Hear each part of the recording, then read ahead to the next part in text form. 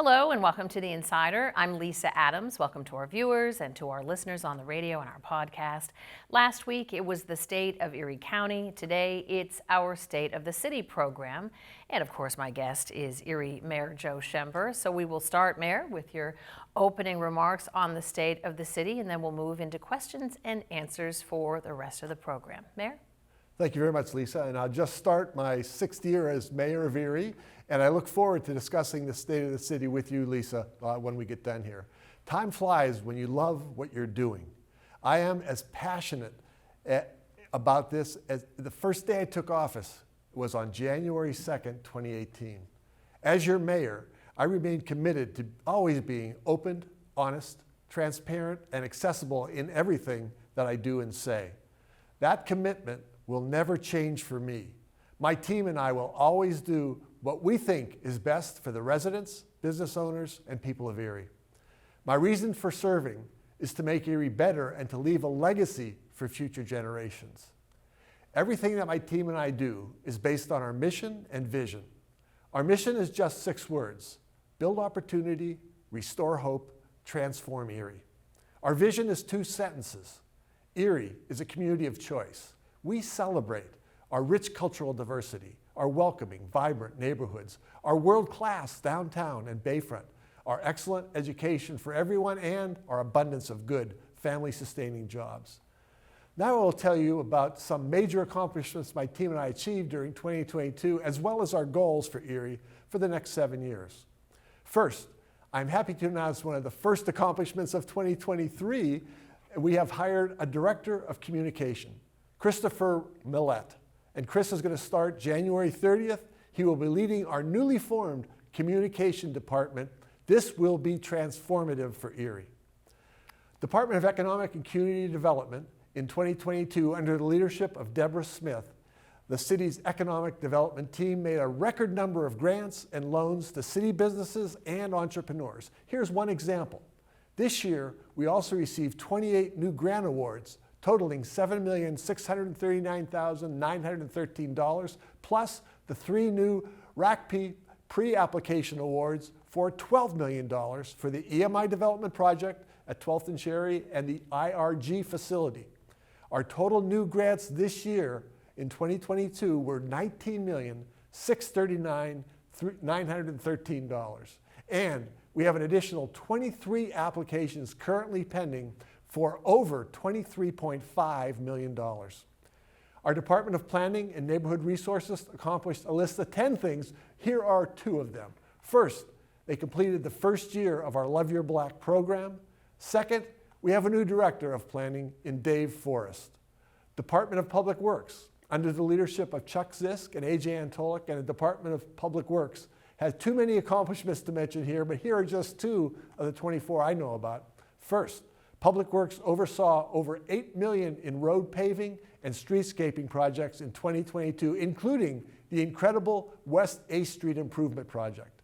Second, receiving $10.5 million of ARP funds they've used for stormwater, sanitation, sewer projects.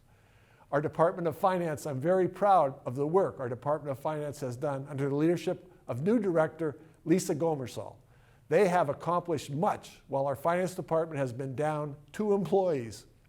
The Department of Human Resources has also been doing great work under the leadership of our new director, Eunice Moore. The Erie Fire Department in 2022, under the leadership of Chief Joe Walco and Assistant Chief Len Trott, they have brought in over $1 million to provide apparatus. They have also been very busy in 2022. They made 9,113 total runs, which is up by 2,600 for service that occurred in 2021. They also brought in a canine named Horace, who has already sniffed an accelerant in a recent fire. Now we move to the Erie Police Department. In 2022, the city of Erie ended the year with 7 homicides, 5 by gunshot.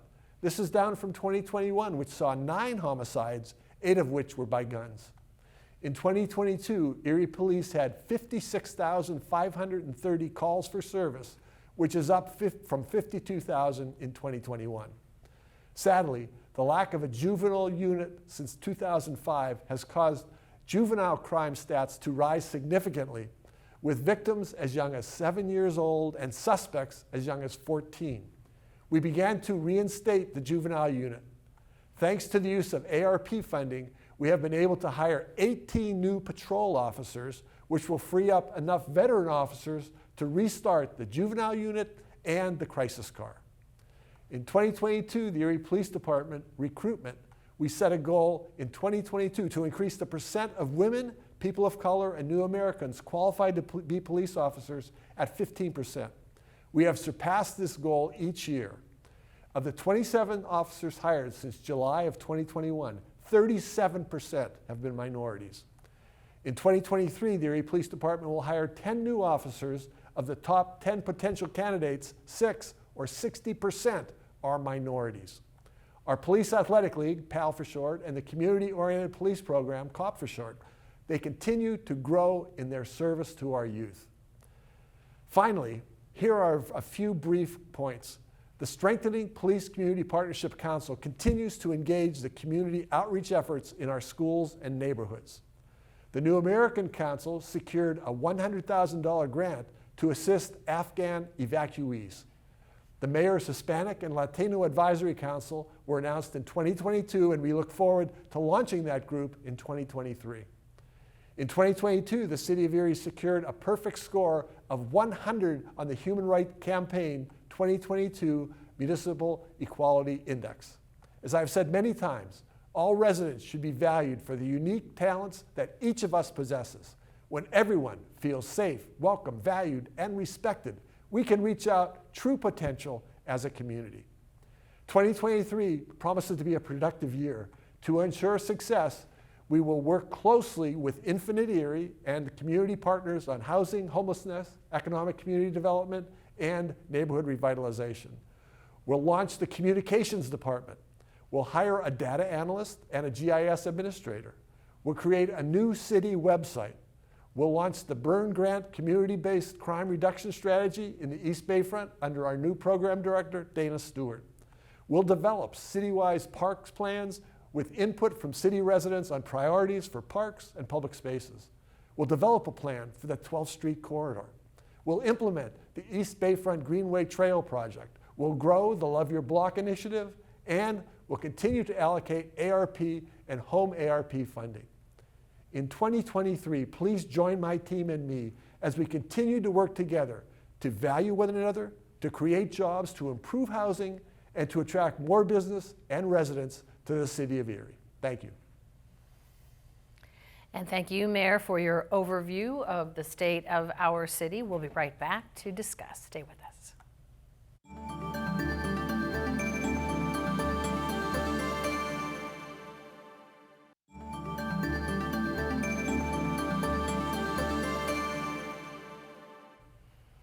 I'm Lisa Adams. Welcome back to The Insider, where you've heard the mayor's opening remarks on the state of the city and his view of the accomplishments of his team. Although you do have some new team members to hire, and you have some new team members. Why the turnover? Yes, we do. It just seemed like we kind of got to a point where we were a little bit stuck in a rut, to be honest, and people wanted to move on to something different, and I didn't want to stand in the way of that. I lost some very good people, but we're going to keep moving forward, and we've attracted some great people. I'm not able to announce all of them quite yet, but I think it's going to make a huge difference going forward. So let's dig in a little bit to the city budget and fee increases. When you made the Water Authority deal, I thought the promise was no tax increases. So aren't these fee increases really sort of like taxes? Well, I guess you could call them that. They're not technically tax increases. They have a specific purpose and goal, and they'll only be used for that. When you increase taxes, that money can go anywhere.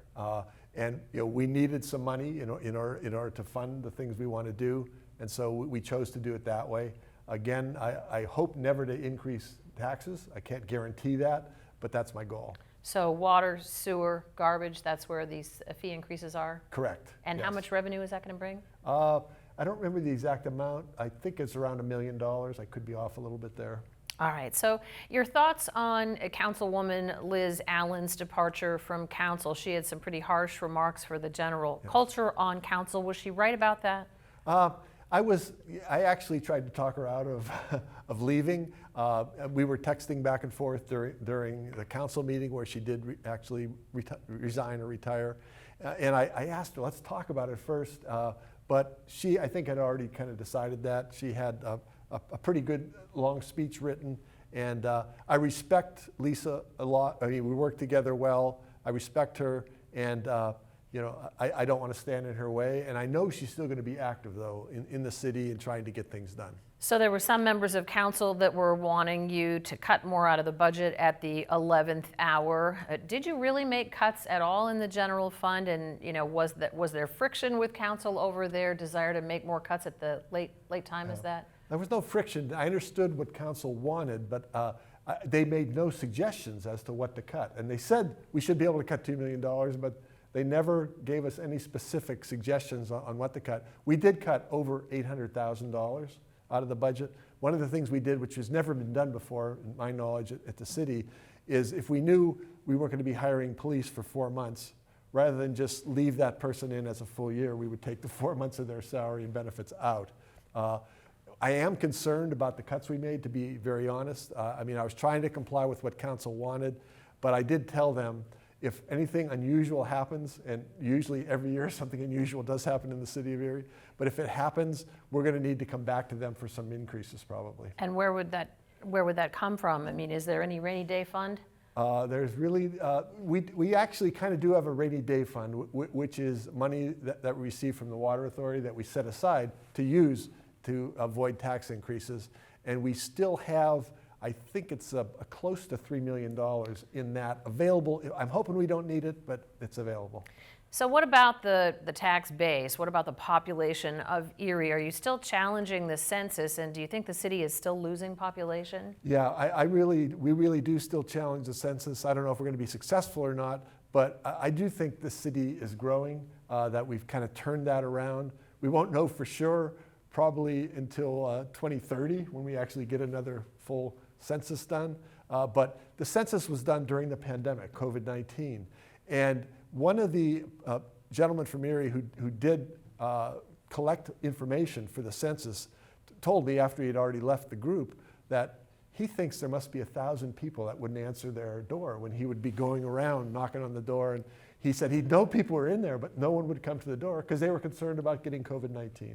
So you mentioned, I think, Afghan refugees. Have there been refugees from Ukraine? Is it possible that new American population has grown since you initiated this challenge? Yes, it's definitely grown. We're back to now swearing in 50 new Americans at every one of the swearing-ins at the federal courthouse.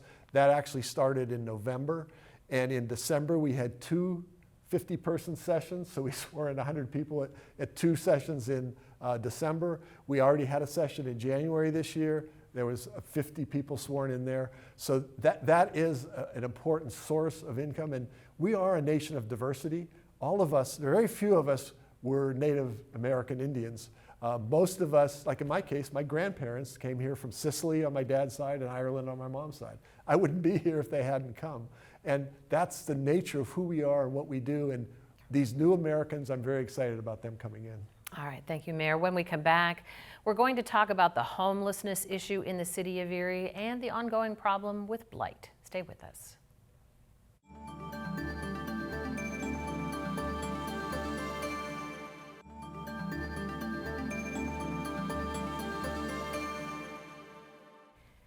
Welcome back once again to The Insider. I'm Lisa Adams, and we're talking with Erie Mayor Joe Schember about the state of the city. You know, no matter where you look, homelessness in Erie is a problem that's certainly not under wraps. It is in plain view. It's something different than what I've seen my entire 45-year career in news here. So can you explain specifically what the city is doing about it? Yes, I mean, we're making some major changes, and we think we have about as many people on the street right now in Erie as we normally do over the course of a year. Usually there's turnover and we get to 12 or 1,300, but we think we're there right now. And our homeless have not been getting a good looking after recently because we had to do away back in the early 2000s with officers that did that kind of work. One of the things we're doing with the new officers we've added and are training now, they'll be replacing existing officers who have been here a long time who are going to, and there'll be about 15 of them that are working with the homeless, and also with, we have a lot of domestic disturbances that occur in Erie. It's not unusual that we have 20 a day. I think recently we've had 15 to 18 a day. I get that reading every week from our police department. And for years now, the police have not been able to follow up on any of these. They handle the problem. You probably know recently we actually had 2 people shot in homes recently. You turned a corner into police staffing. I did plan to ask you about that, but what about these homeless people? Why do you think there are so many more now, and what's the city doing about it? I think for one thing, Erie's become attractive to these people to come here and be with us, but also there's just more opportunity, and I know one of the things the homeless are doing a lot more now is asking people for money or for help when they're walking down the street. And that's the kind of thing we want to put an end to, and that's what the police officers and there'll be 2 police officers working around the clock on this kind of thing. But they're going to then try to connect them to existing services here? Absolutely. So what about housing, though, when the city has been trying to get its arms around, I know, the blight issue for a number of years now? Are you winning in that war? Are there places for these people to go and live, not just a temporary shelter? And that's not an overnight problem you can just solve. But we are there's much more building going on right now of new housing, and old housing that is not good is being torn down more than it has in the past.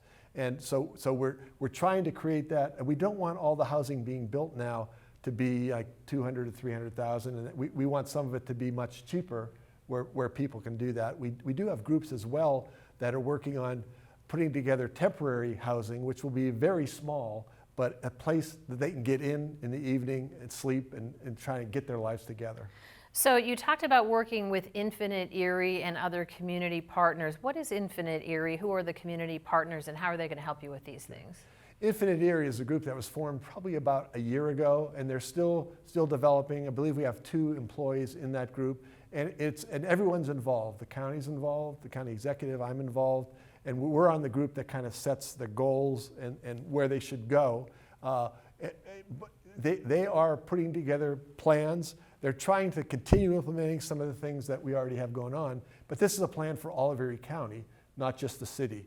I believe there's a lot of opportunity here. I think we still, though, as a group, and we meet probably about monthly, and we're talking about, and it's getting better each month, but we need to get more specific about exactly what we want to do and how we're going to do it, how's it going to be financed, that sort of thing. And really why people are homeless. Is it mental health? Is it drug use? Is it job loss? All of those things. You're right, it could be any of those things. So we'll move into now, youth gun violence certainly hasn't gone away. We ended the year with a homicide. We started the year with a homicide. Yeah. Then, as you mentioned, the domestic murder-suicide. So this effort to bring back the police domestic unit, the juvenile units, you think those are good ideas? And everybody seems to say, oh, great idea, but what are you going to do when the ARP funds run out? Yeah, I think that's very good. That's a good question. The ARP funds won't run out till 2026.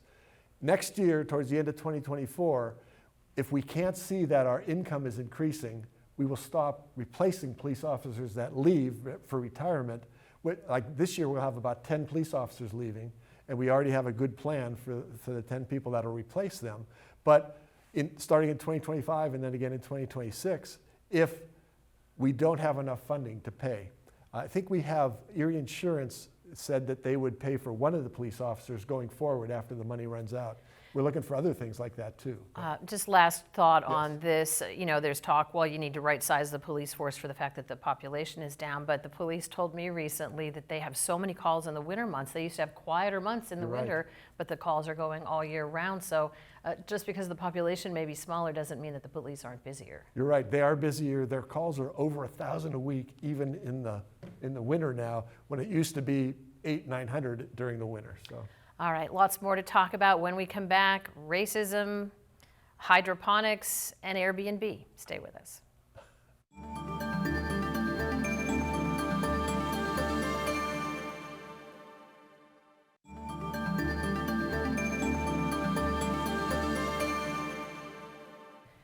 It's all about the state of the city with Erie Mayor Joe Schember. So just quickly, what's been harder about this second term? Do you still have the energy for the job? I still have a lot of energy. I still enjoy it. I always say the only person mad at me in Erie is my wife because I'm never home. But I do enjoy it. I sleep well when I get to bed at night. It's a challenge. I think we kind of get into a little bit of a rut, to be honest. And we're trying to change things now so we can be more productive.